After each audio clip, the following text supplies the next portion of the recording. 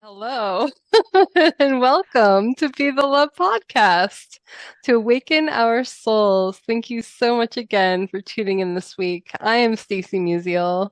And I am Brenda Carey with our special guest, Neale Donald Walsch.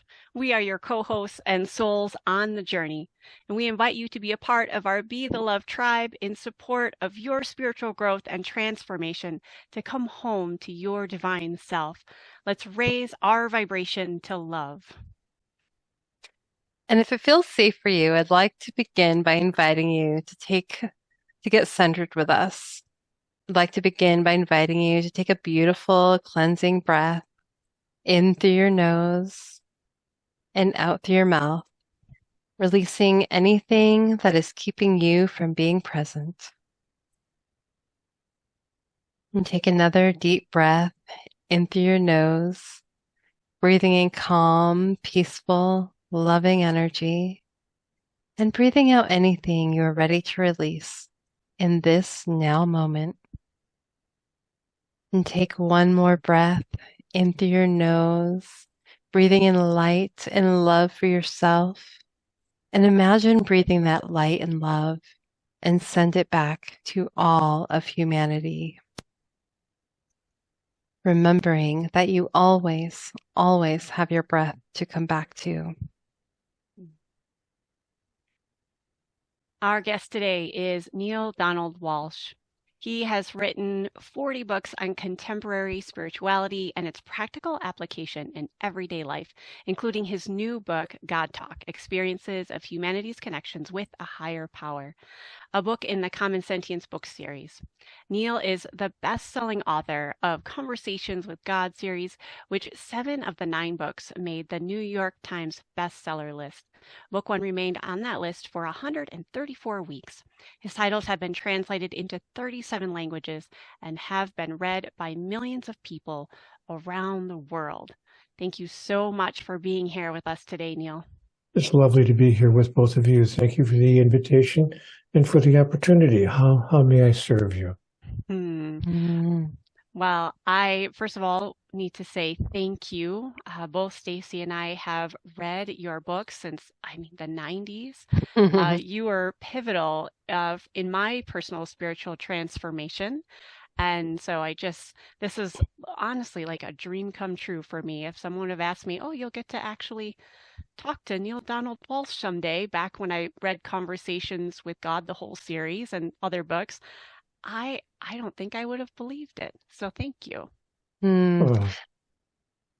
That's a very sweet thing to say. Thank you, Brenda, for those very kind words.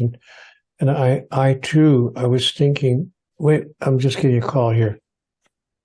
Yeah, I know God. She told me. I didn't think I'd ever get a chance to talk to Brenda either.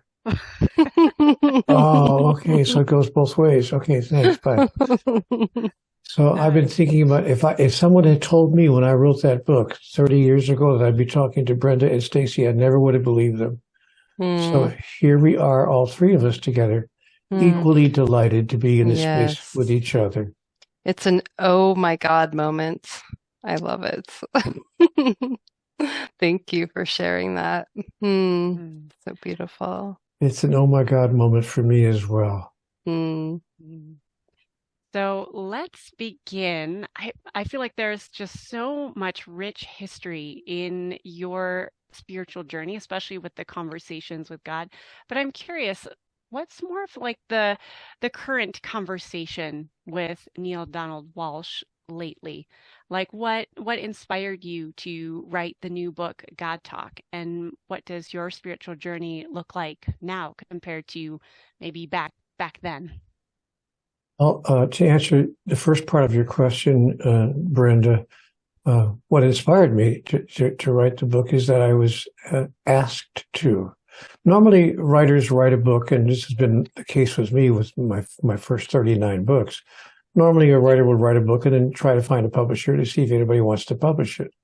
But in this case, for the first time in my time as a writer, the phone rang, and it was a publisher calling me and saying, would you be willing to write a book for us that would tell people how they might move closer to having their own experience of the divine, in their own conversation with God, if you please.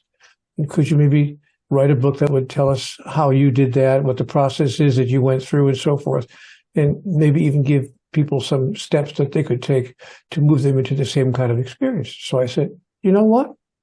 That's a very good idea. I think I will. So thank you for the invitation. So I did write that book. So that's what inspired me to write it. I got a call from a publisher, and I said, yes, I would. So I wrote it.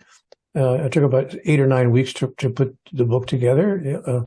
And I sent it to them, and they liked it, and they went ahead and published it. And they did something really interesting, Brenda. They put a call out on the internet, just a gentle invitation on the internet, saying to people, if you've ever had your own experience of, interaction with the divine intervention, if you please, send us your story. And they told me that hundreds of people sent them stories. So they picked out a sampling of them and put them also in the book. The point being that they wanted to prove that it's not just this one person, not just, Neale Donald Walsch who's having this experience, but in fact, all people are having the experience all the time.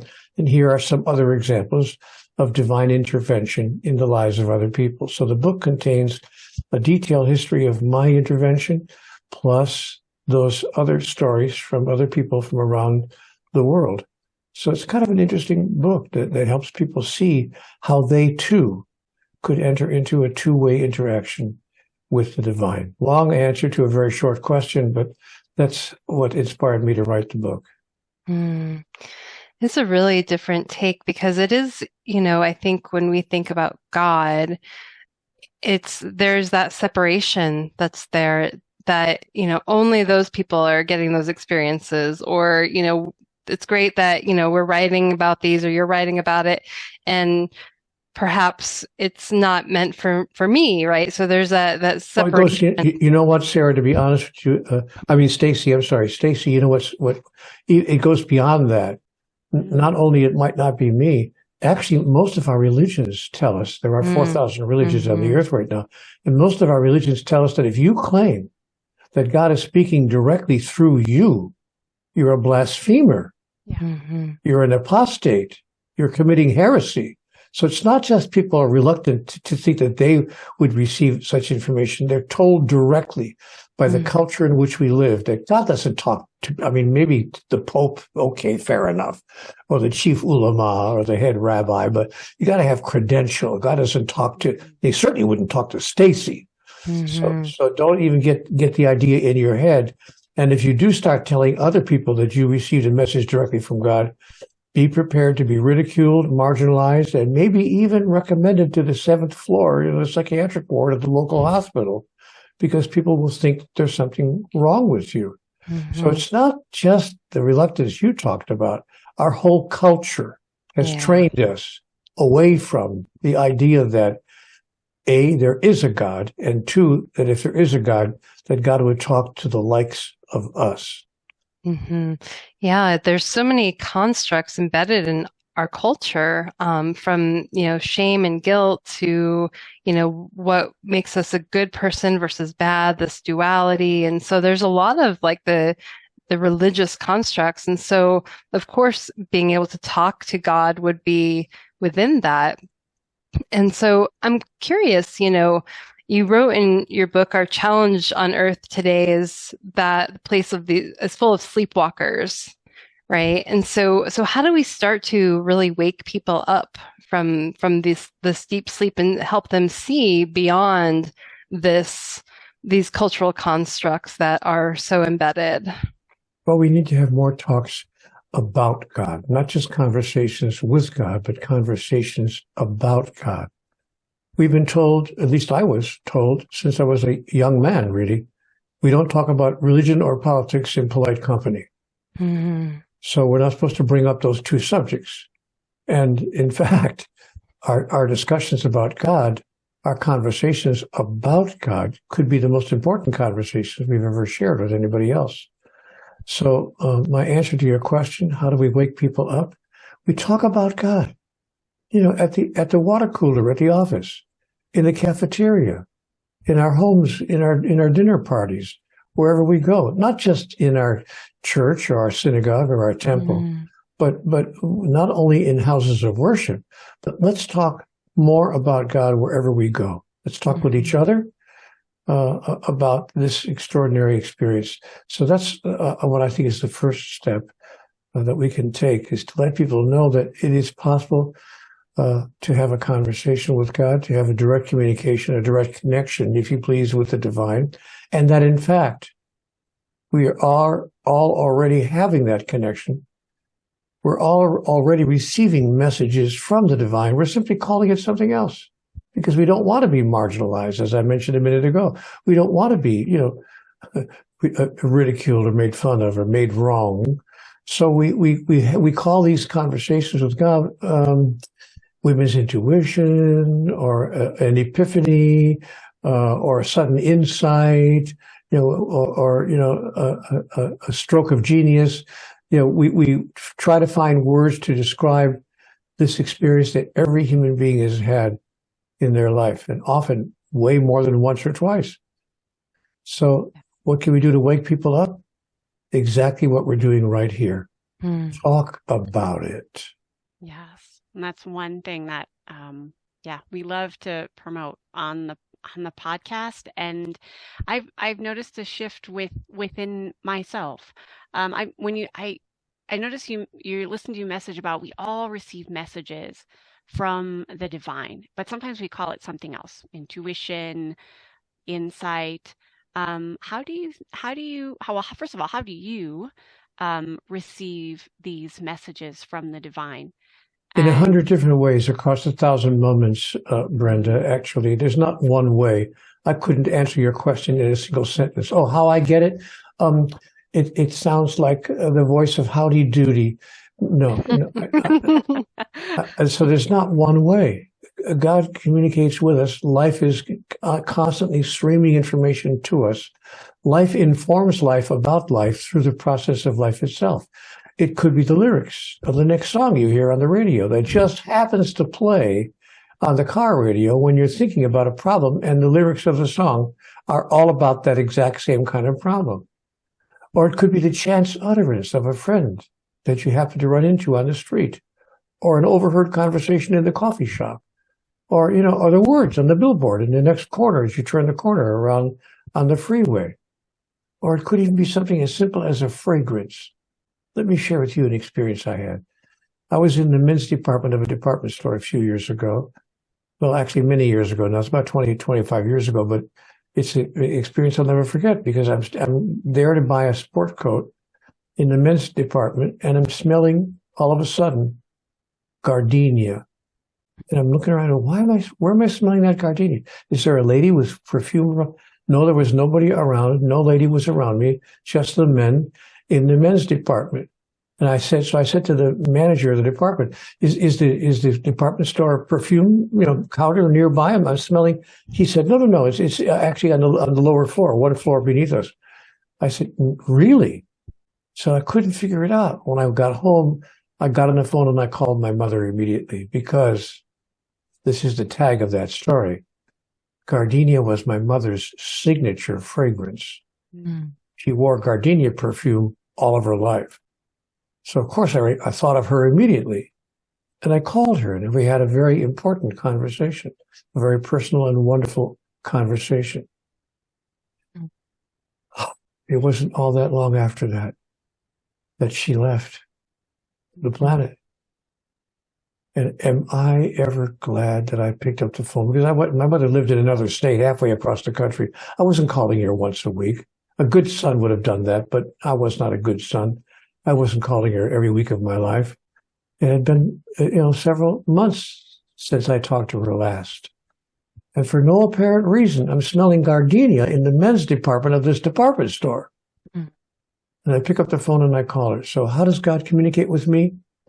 In 100 different ways across 1,000 moments.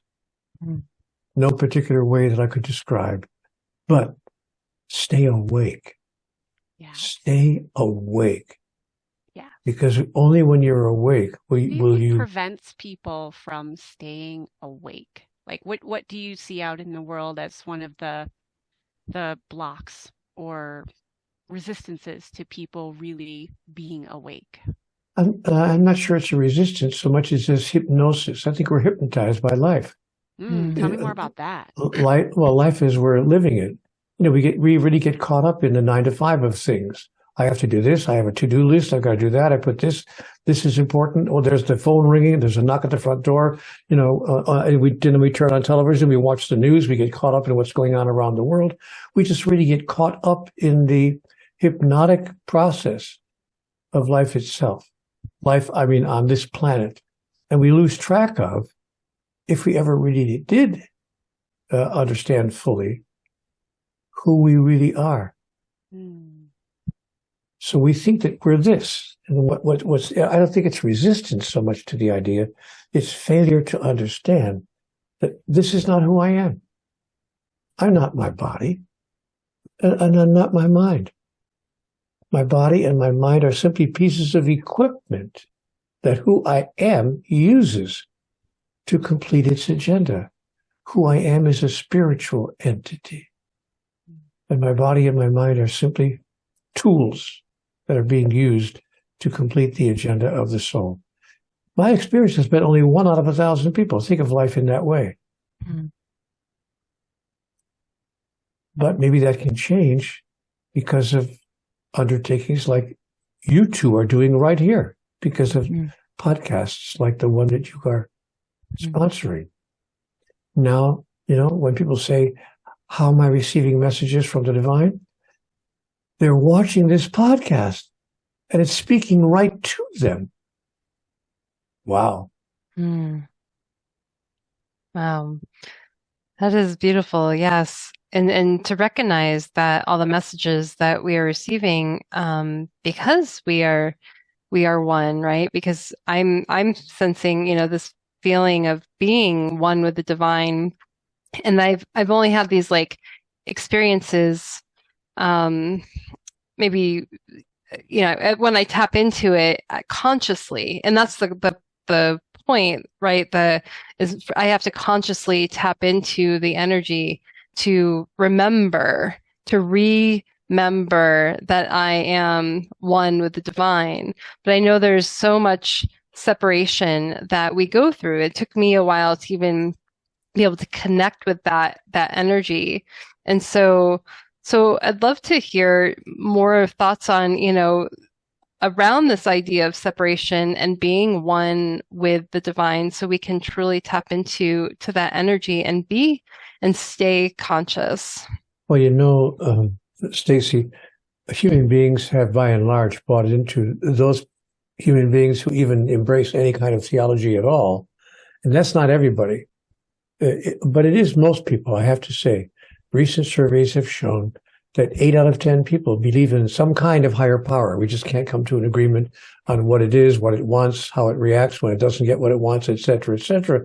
But 8 out of 10 people actually believe there's some sort of higher power existent in the universe. But having said that, we've lost touch with, if we ever did have any idea of, what that higher power is like. So, and all of the world's religions, I shouldn't say all of them, but I'm going to say 98% of them, the largest number of them, teach us of a God who is in fact separate from us. So I started to say a minute ago that we have embraced what I call a separation theology. God's up there, we're down here, never the twain shall meet, except perhaps on Judgment Day, when we'll, be told whether we get to go, up there or down there, depending on there's no question about you, Stacy, you're in deep trouble. You're going down there, obviously, because you've been you've been a bad girl, and everyone who knows everyone knows. I can't hide it. You've been a bad girl, but so we believe in a separation theology. Now, if it started and ended there, it wouldn't be so bad. But the problem is that a separation theology inevitably produces a separation cosmology. That is, a cosmological understanding that all of life is separate from everything else. The trees are separate from the people are separate from the animals are separate from the stars are separate from each other. We live in a universe of separation. And even that wouldn't be so bad if it began and ended there. But the problem with a separation cosmology is that it inevitably produces a separation psychology. That is, individual psyches that see themselves as other than the other, separate from all other people. I have my agenda, you have your agenda. If your agenda serves me, wouldn't that be wonderful if it did? But if your agenda serves me, then of course I can make sure that my agenda serves you. But if we don't have something in it for each other, that is, if we don't strike up kind of a trade deal, because we think that love is transactional. Human beings think that love is a transaction. I'll love you if you love me. And that's how we think God loves us, by the way. We think that God's love for us is transactional. If you give me what I want, God says, I'll give you what you want. But if you don't give me what I want, you can't get what you want. That comes from the mind and the ego, right? So we get caught up in a separation psychology. And even that wouldn't be so bad if it begun and ended there. But a separation psychology inevitably produces a separation sociology. That is, entire societies that separate themselves from each other because the individual members see themselves that way. So we form, political parties, religions, nation states, other smaller groups of people who belong to certain gender identities, whatever, age groups. And we form these small little groups, these little groupings, and each of them have their own agenda that they require you to serve if you want to get from them what they have to offer. And you know what? It doesn't even end there, because a separation sociology inevitably produces a separation pathology, pathological behaviors of self-destruction, observable throughout human history and to this very day. We see then that a separation theology produces a separation cosmology, which produces a separation psychology, which produces a separation sociology, which generates a separation pathology. And that's the through line. That's the logic line that explains why we are doing with and to each other what we are doing with and to each other to this very day. It all ends when we say one simple thing. Hey guys, there's only one of us. We're not separate from each other. We're simply different expressions of the same single thing. And if we saw each other that way, we would treat each other that way. And we would stop behaving the way we're behaving. It's really quite simple. Now, Stacy, I could be wrong about all of that, but I don't think so. Well, as you were talking, and just the resonance in my body just felt like, right. I got goosebumps. goosebumps. Me too. That is the vision to create, create a world of consciousness and open, an open pathway so that we all feel that, that oneness, that connection with each other. And, being able to recognize not only the power in God, but the power within ourselves as well. As co-creators is the way I like to think about it, is, we're co-creating with the beautiful divine energies and God, that is around us and within us of all over. My understanding is that God has placed that ability to create and to co-create within every sentient being in the cosmos. We can loosely call it metaphysics. And so that we are told that as we think, so shall it be. It's really quite simple. It is. And so if we use, excuse me, just to complete my thought, if we use that power, the power of metaphysics, intentionally, consciously, with great awareness, we can, in fact, generate our own outcomes, produce our own reality, individually and collectively. Love that. So I loved reading in the third section of your book, GodTalk, when you talked about a new spirituality on earth. And I loved when you said, we are here to serve a larger purpose. And you mentioned the agenda, but you mentioned the agenda of the soul and turning our knowledge of who we are into our experience of who we are. I would love to hear in your words this agenda of the soul and our larger purpose. Well, my understanding is that the soul comes to physicality for a particular reason.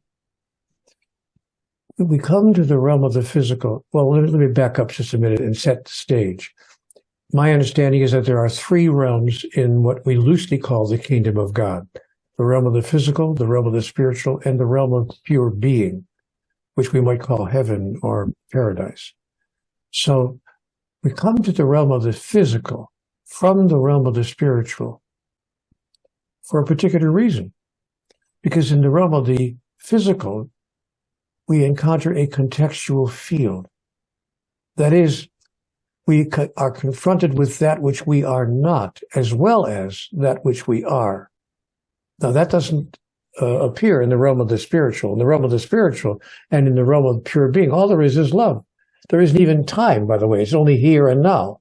So all we experience in heaven is love here and now. Love here and now. That's all we experience. But if I want to express a certain aspect of myself so that I can demonstrate love here and now, I would have to go into a space where there was not love here and now always, because in the absence of what I'm not, what I am is not. The simple example that I use when I'm talking to people about this is, let's just pretend, I'm speaking metaphorically now, let's pretend that I'm the light as a metaphor. If I want to experience myself as, it's one thing to know myself as the light, but if I want to experience myself, to actually demonstrate myself as the light, I would have to do it in only one place, a place where there is, altogether now, darkness. Therefore, raise not your fist to heaven and curse the darkness not, but bless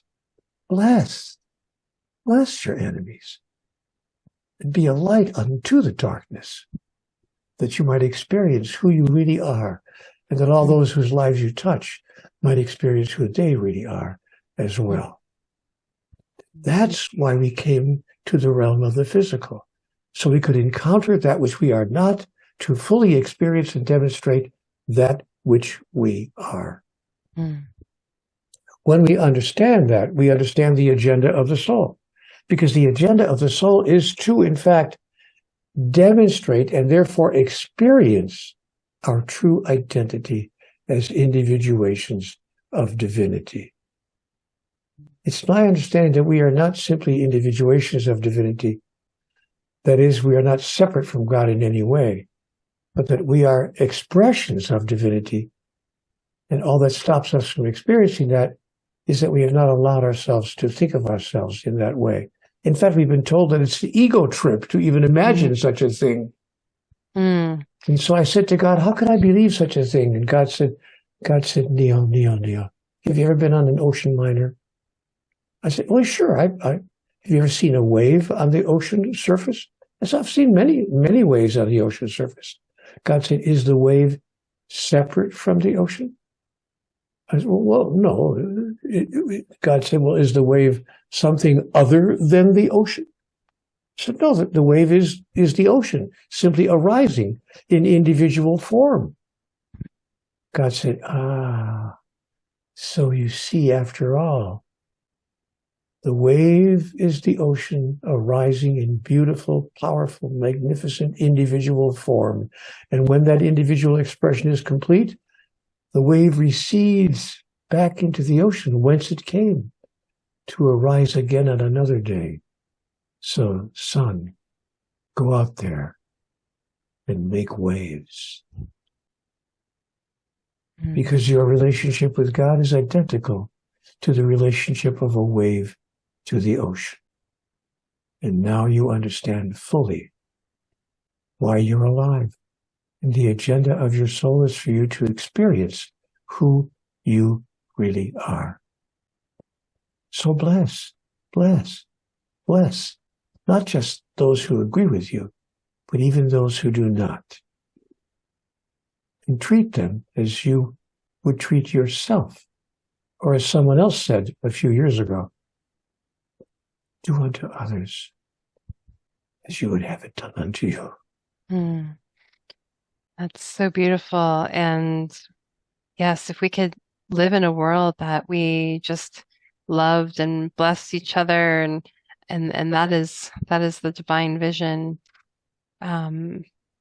to just be in a state of love. I'm wondering, I'm just thinking about just the people that have, maybe anger or resentments and things, what are some things or tools that you would give to someone that is struggling with going into reaction mode before they can go into that Creation blissful, mode, yes. creation mode.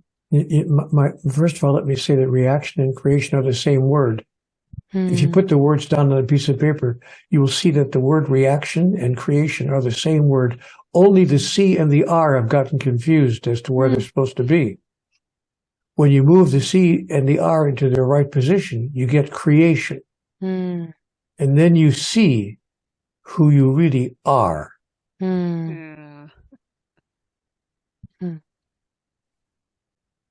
So that's the opportunity that we have here on this planet. But how do we get to that place? How do we get to that place of love when our first reaction is perhaps anger or upset or resentment or frustration? How do we get to that place of love? And we get to that place by redefining what love is. I have written a book called The God Solution, which says that the solution to all of humanity's problems is for us to simply redefine God. And in redefining God, we redefine ourselves because we are individuations of God.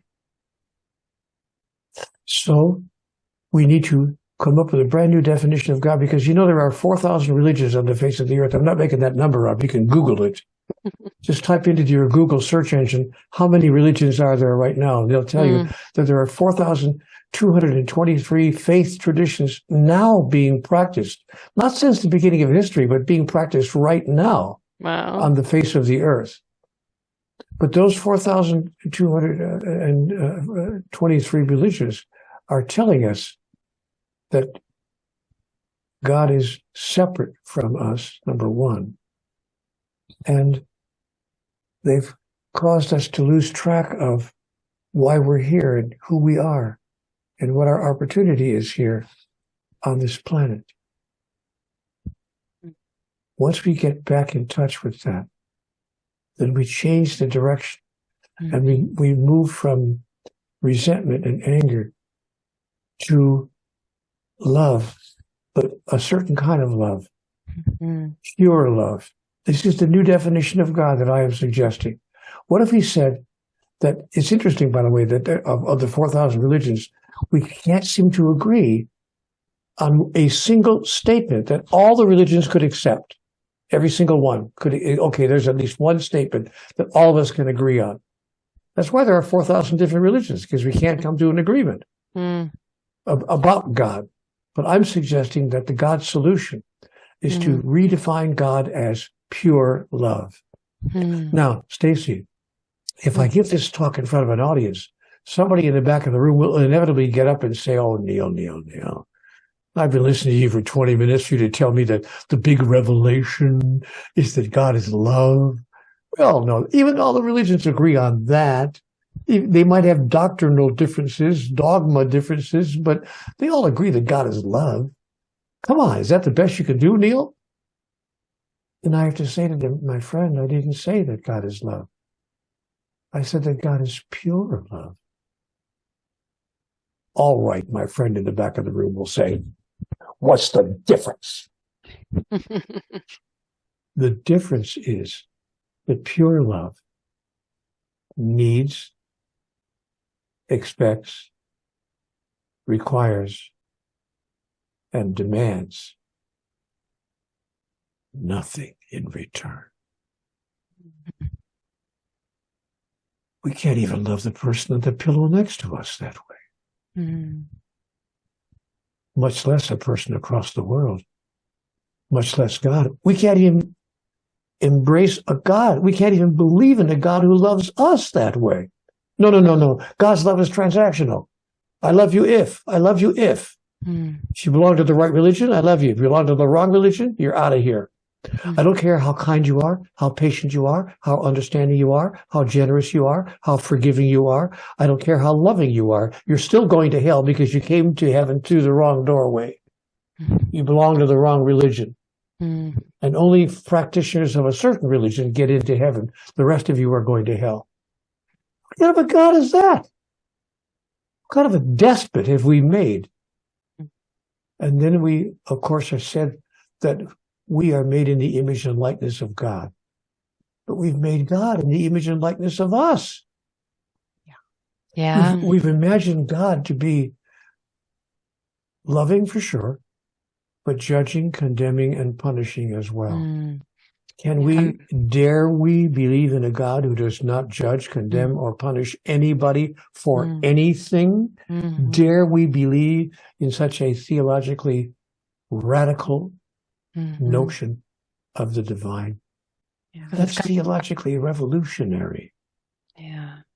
I have been in communities where God has been humanized, in order for, I guess, the rational mind to try more the rational mind, not not anything larger than that, to create a concept of what God is. And I have to remind myself that God is beyond our words and language. And so I love when you talk about pure love that needs, demands nothing. And it's so true. Can you imagine? There's no such, I was told in conversations with God, Neale, there's no such thing as the 10 Commandments. There's no such thing as right and wrong. There are no victims or villains in the world. And a whole series of other statements that were made to me that were directly contradictory to everything that my religion and my culture has taught me since I was 7 years old. We're talking about theologically revolutionary ideas here. But dare we believe in such a God? Dare we believe in our highest idea? Could we even begin to just start by practicing with the person on the pillow next to us? Can we wake up in the morning with that person and say to ourselves in our own mind, I love that person no matter what. I don't need anything in return. I need nothing in return from that person, because I'm not loving that person for what I can get in return. If that's why I'm loving that person, then I'm not loving them at all. I'm loving myself through them. But if I really love that other person for who they are, then I can look them square in the face and say, I demand, require, need, and even hope for nothing in return. I love you simply because of who you are. I see you. I see who you really are, regardless of how you respond or interact with me. There was a movie out a few years ago called Avatar. It was a wonderful, wonderful love story, fabulous love story. But you know what's interesting about that movie? It's the only love story made in Hollywood in the past 50 years where the words, I love you, were never spoken. No. The lovers in that movie never said to each other, I love you. You know what they said? I see you. Check the movie out. I They will say now. to each other, back and forth all through the film, I see you. And isn't that what really people need right now, right? They need to be seen. They're craving to be seen and heard. Well, people need nothing. I was told in Conversations with God, in the book Communion with God, that need is an illusion, the first illusion of humans. So, but as long as we think we need something, we will function in an entirely different way from the way we would function when we're clear that we need nothing to be totally happy. And yeah. And so what would you say that would be in place of that word? Is there a word, or is there something? Desire. We desire. See, and you know, when I learned that when I was about 19 or 20 years old, when I began to have sexual experiences with ladies on a more of a normal basis. You know, until you're 19 or 20, at least in those days. These days, I guess if you're 13, but in those days, you know, when I was 19 or 20, I began having interactions with ladies that were sexual. And you know what I learned? I learned the difference between desire and need. And I learned that if you come to a woman with need, she'll have an entirely different reaction to you than if you come to her with desire. And don't kid yourself. Every lady can tell the difference instantly. True story. Yes. Well, Neale, as we wrap up here, I would love to hear just, you know, as you've been doing the work that you've been doing for so many years, and I know it's touched so many people and it's touched my life, and I've just been really grateful for this opportunity. And I would love to just hear what your vision is for this work that you do, and working to support the larger picture of healing the world and this planet at this time. And what is your macro vision for the work that you're doing? I'm not here to heal the world. If I thought I was here to heal the world, I would be very overwhelmed by the challenge. I'm here to heal myself. I'm not here to change the world. I'm here to change Neale. I'm here to see if I can finally, before I say goodbye to this planet, if I can just get to a place where I can say, I made it. I made it. I made it to the place where my thoughts, my words, and my actions were demonstrations of the highest idea I ever held about myself, about life, about God, and about each other. But here's what's interesting. When I decide to focus on changing myself and move through the world from that place, without my trying to or wanting to or choosing to or requiring myself to, I automatically change the lives of those whose lives I touch. Absolutely. That is the premise of our podcast. We have to be the love first in order to shine our light. Absolutely. Well, Neale, tell our listeners where they can find you and anything you're currently working on. Is there another book in the works? I'm findable at cwgconnect.com. People who want to stay connected with the energy of Conversations with God can do so at cwgconnect.com. And of course, like everybody else in the universe, I have a Facebook page as well. Just jump on Facebook and type my name in, and you can come to my Facebook page. So that's how you can stay connected with me if you want. I'm not sure if I'll be writing any more books. I may or I may not. It depends on what I'm inspired to do, or if my phone rings again and somebody calls me and asks me to write a book, I may, in fact, take someone up on that invitation. But for now, I'm 80 years old, and I'm happy to just be experiencing myself on my own journey. My vision is help me get to the place that I would really love to be with regard to how I think, how I behave, and how I speak before I die. And then I want just 4 words on my gravestone. My wife already knows. She's agreed to make sure that those 4 words are on my gravestone if I leave before her. So if people come by to visit my gravestone, they'll see those 4 words. Mm. And they what are... and what are those words? You got me, Oh, Hank? thank God you asked, because I thought if they're not going to ask me, they're not going to ask me. Like, The 4 words I want on my gravestone are these. Now that was fun. I have to say, Neale, you've really just made me laugh so much today, and I love this has been so much fun. So that's been incredible, and I love just how, because I think there's a lot of seriousness in spirituality, and so when we can laugh and play and have fun and bring in the joy, that's the magic right there. So thank you so much for making this fun for us. That's a sweet thing to say, and thank you for allowing me the chance to share some ideas with both of you. It's been lovely to be here with you. Yeah. Well, thank you, Neale, for being here with us today and sharing this space for this beautiful, beautiful conscious conversation. And thank you for listening to Be the Love podcast. Find a spiritual home with us, and let's connect on Facebook, Instagram, and YouTube. We always appreciate the 5-star reviews on iTunes or Spotify. And please consider supporting our mission to awaken our souls with a monthly donation that helps us with the operating costs of this podcast so we can continue to spread the love. To contribute, visit our Patreon website at patreon.com/Be the Love podcast, and stay tuned for more episodes being released on Mondays at 5:55 a.m. Mountain Time.